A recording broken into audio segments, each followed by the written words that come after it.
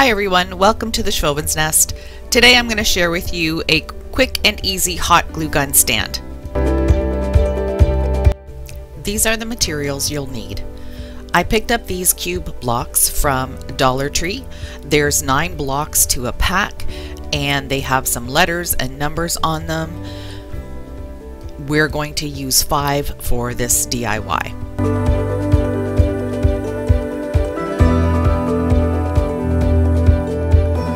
You'll also need a color of acrylic paint. I'm choosing gray because of the tray that I'm using. You'll need a sponge paintbrush, and then you'll need some type of tray or plate that you can use to set your hot glue gun on while it's resting and while you're using it. You want to make sure that you don't use anything that's wood or cardboard because the hot glue will burn it.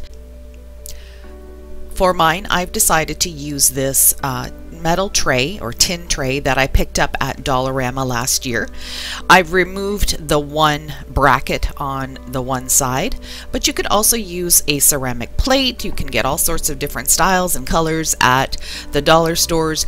Just make sure that you have enough space for your glue gun to rest comfortably on it, and there's enough area in the front where the glue kind of drips out that it has somewhere to catch it. So you do want something that has a lip on it.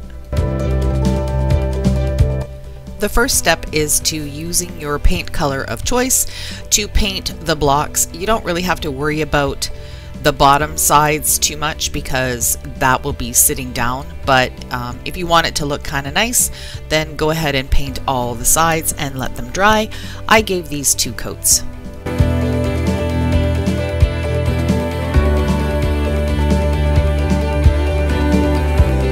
You can see that my tin tray has been used quite a bit. It's already got some glue spots on it, but that's okay. You're going to want to use a combination of hot glue and E6000 to glue the blocks onto the tin tray so it's a permanent hold. Now you want to make sure that the blocks that you're going to position are going to hold the glue gun properly. I decided to use 3 blocks across the bottom of the tray, and then I'm going to put 2 blocks on either side because I want to make sure that the glue gun has a nice solid area to sit in when I place it down. Using the tray without the blocks is very wiggly. I'm always dropping the hot glue gun and it's always tipping over, so I want to make sure it's nice and sturdy. I'll be using 2 blocks on the outside but no block in the middle on the second row.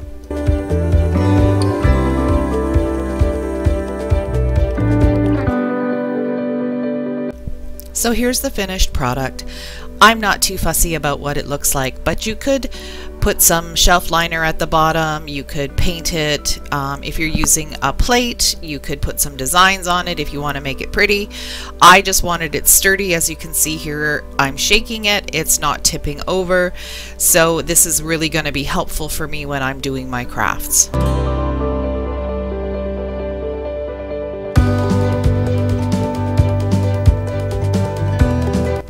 I hope you enjoyed the video and it's inspiring you to create some handy tools for your own DIY crafts. If you liked my video, please give me a thumbs up, subscribe to my channel, and click the bell to get notified when I upload new videos. Thanks for watching.